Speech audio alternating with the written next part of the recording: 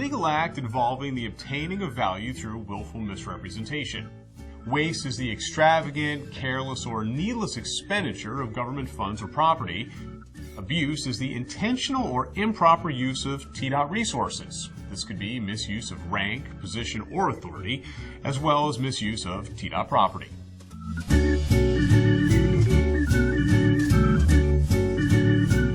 Hi, I'm Mark Nagy, Community Relations Officer, Region 1, and welcome to Recognizing Fraud, Waste, and Abuse.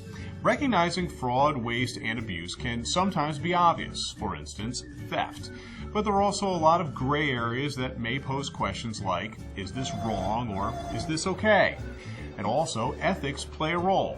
Is what I'm doing ethical? The purpose of this video is to help you better recognize the indicators for fraud, waste, and abuse. Recognizing these indicators will not only protect TDOT, but will protect you as well. We'll show you some real-world examples of issues you may run into during your day-to-day operations. And this could pertain to you and your job at TDOT, as well as your relationship and day-to-day operations with TDOT's contractors. Here's the most obvious indicator that you will run into. Theft. Whether it's petty theft or an embezzlement operation, it's still theft. This could include stealing supplies from the supply closet, taking printer paper home, or even worse. Can you hit our floor? Number 2. So in simple terms, if you need the item or items to do your job here at TDOT, then it's perfectly okay. But if the intention is to use the item or items for your personal use or gain, then it's theft. More importantly, use common sense. For example, with using TDOT resources. Don't misuse them. If it seems wrong, it probably is. But it's not that serious, is it? It is serious. According to DOT OIG statistics, there have been hundreds of indictments and convictions, millions in fines and restitution, and over 700 years in jail and probation. So fraud, waste, and abuse is not a matter to be taken lightly. More importantly, use common sense. If it seems wrong, it probably is. And we call this Your Majesty.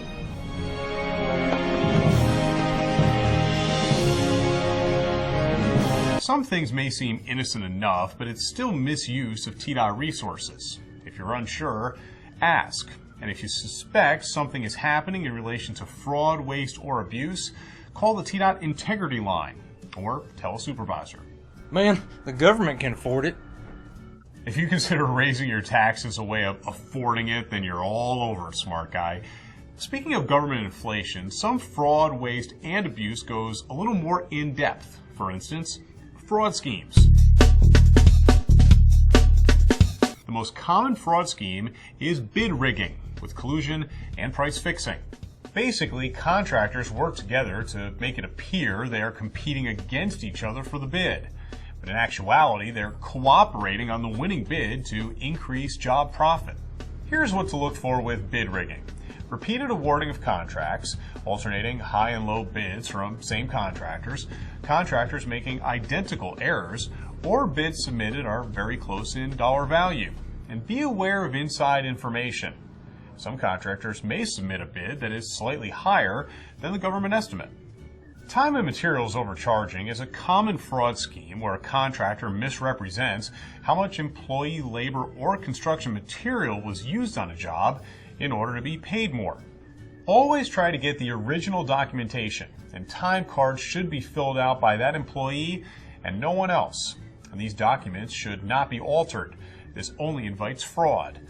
Sometimes a fraud scheme can have a lot of gray areas, but it's still fraud nonetheless. For example, bribery and kickbacks. A bribe is simply where a contractor pays a government official or employee money or goods in exchange for obtaining contracts. And kickbacks are where a contractor pays a fee for being awarded a contract. This could be as extensive as large sums of money exchanging hands, or as innocent as receiving sports or concert tickets. Either way, this is fraud because it inflates the cost of government. This can also include cash gifts, gift certificates, or even lunches and dinners from contractors. So beware before you take that gift certificate or free lunch invite from a vendor. It is against TDOT policy and may be considered fraud. What is acceptable is a tin of cookies, perhaps around the holidays, and this is totally fine as long as you share. And beware of the phantom vendor. What was that? Phantom vendors are fictitious companies that are created in order to embezzle funds or to personally appropriate the goods.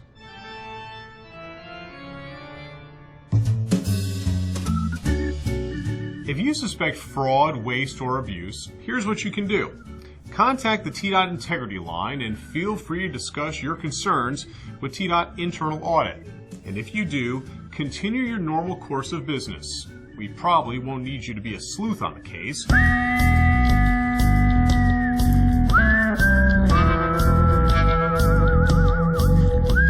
That's what our internal audit team is for. So hopefully we've added a little more insight in regards to recognizing fraud, waste, and abuse. And remember, we have a TDOT Integrity Line that is for your benefit, so use it.